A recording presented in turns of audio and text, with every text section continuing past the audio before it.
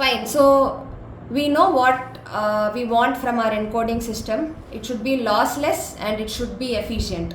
For losslessness, we know we want a prefix-free system of codes.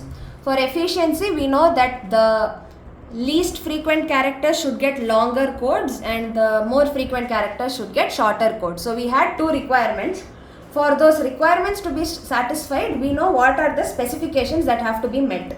How do we meet these specifications? So we will construct something called a prefix tree, which will help you generate codes for each character, codes which satisfy both of these constraints. So I am not going to go into the technicalities of a prefix tree now. I will start with an example, and as we go, it will become more and more clear to you.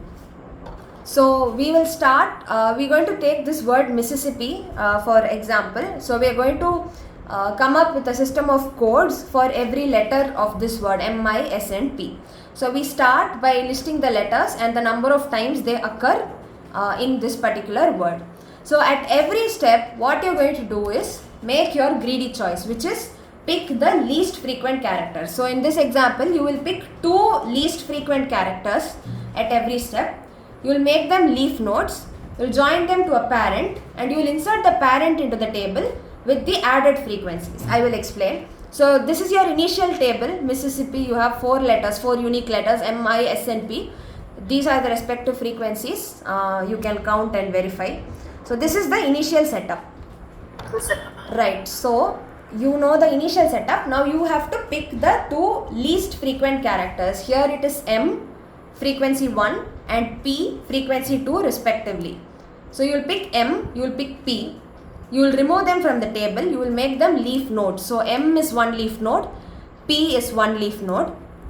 You will connect them both to a parent node. So you make it a parent node which is MP, and this MP will now go into this table. The frequency of MP will be the sum of these two frequencies, which is 1 plus 2 is 3.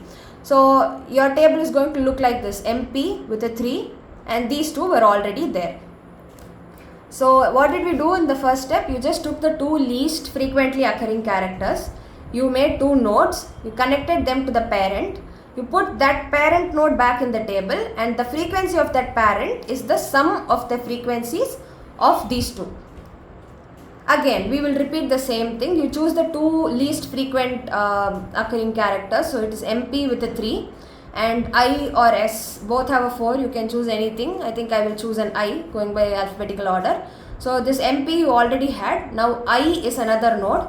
You connect both of them to a parent, IMP.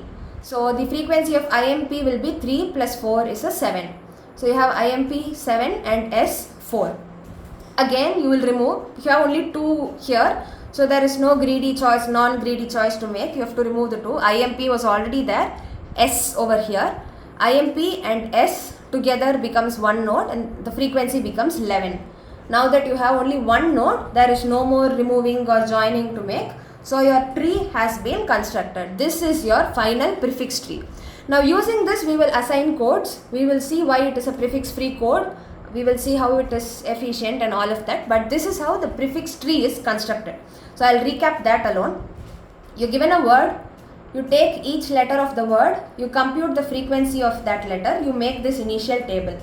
At every step, you take the two least frequently occurring characters, make two nodes out of them, combine those two nodes into one node. The frequency of that parent is going to be the sum of the frequencies of the two nodes which you picked out.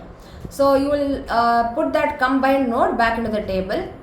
You will repeat this step with the two least frequent members at every iteration until your table becomes empty. And that is how you get your prefix tree. That's the construction part of the prefix tree.